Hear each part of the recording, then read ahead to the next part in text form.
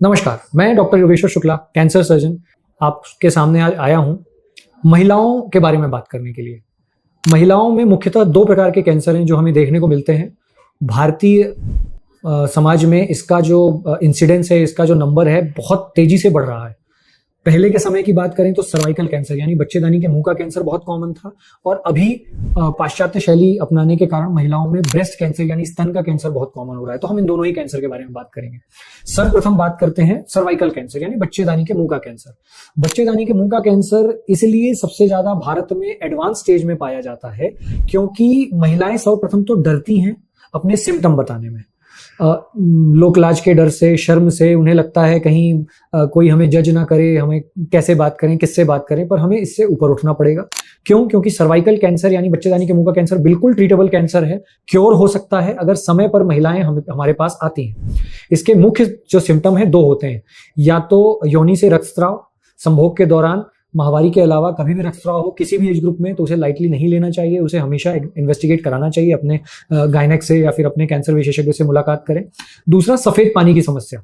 बात सही है, मेजॉरिटी फीमेल में, अधिकतर महिलाओं में सफेद पानी इन्फेक्शन के कारण होता है, पर उसे भी नजरअंदाज नहीं करना चाहिए, उसे उचित समय पर इलाज लेना चाहिए। अगर सफेद पानी ठीक हो गया अच्छी बात है, नहीं ठीक हो रहा तो वो भी एक सर्वाइकल कैंसर का सिम्टम हो सकता है।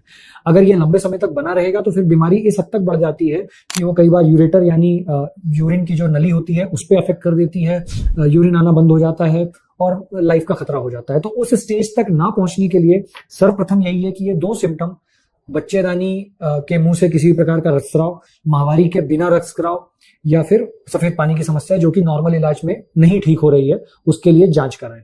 जांच जब भी आप कैंसर विशेषज्ञ या गायनेक के पास पहुंचेंगे तो वह जांच करेंगे, स्पेकुलम एग्जामिनेशन जिसे कहते हैं।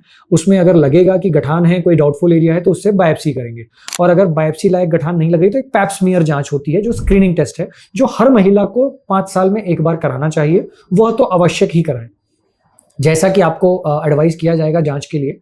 जांच के जैसे रिजल्ट आते हैं उसके आधार पे आगे इलाज बताया जाएगा। सर्वाइकल कैंसर में 2 प्रकार के मेन इलाज हैं। एक तो ऑपरेशन, अगर अर्ली ट्यूमर है ट्रीटमेंट हो सकता है ऑपरेशन से, तो बिल्कुल बात सही है, बच्चेदानी निकाल के हम उसका इलाज कर देते हैं। पर अगर थोड़ा सा बीमारी बच्चेदानी के बाहर आई है तो फिर ऑपरेशन के बजाय रेडिएशन यानी सिकाई ही उसका उपयुक्त इलाज है, और उससे भी वो क्योर हो जाता है। क्योंकि हमारे ग्रामीण अंचल में ये बड़ी भ्रांति है, लोग आते हैं, साहब फलाने डॉक्टर ने तो सिकाई बोली थी पर आप ऑपरेशन कर दो। नहीं, ऐसा नहीं है। उन्हें लगता है कि बच्चेदानी निकालने से ही उसका इलाज होगा, ऐसा बिल्कुल भी नहीं है। बच्चेदानी ना निकालने की सलाह केवल इसलिए दी गई है कि कहीं ना कहीं शायद बीमारी इतनी बढ़ चुकी है कि पूरी बीमारी नहीं निकल पाएगी।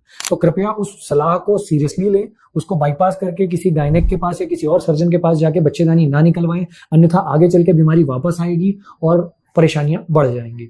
तो कहने का फाइनल लाइन ये है, बच्चेदानी के मुंह का कैंसर ट्रीटेबल है, क्योरेबल है। जो भी क्योर आपको बताया गया है, चाहे तो वो रेडिएशन के तौर पे या ऑपरेशन के तौर पे, वो आपकी स्थिति और मरीज की बीमारी की स्थिति के अनुसार बताया गया है। तो कृपया करके उस एडवाइस को फॉलो करें, क्योर होगा और होता है।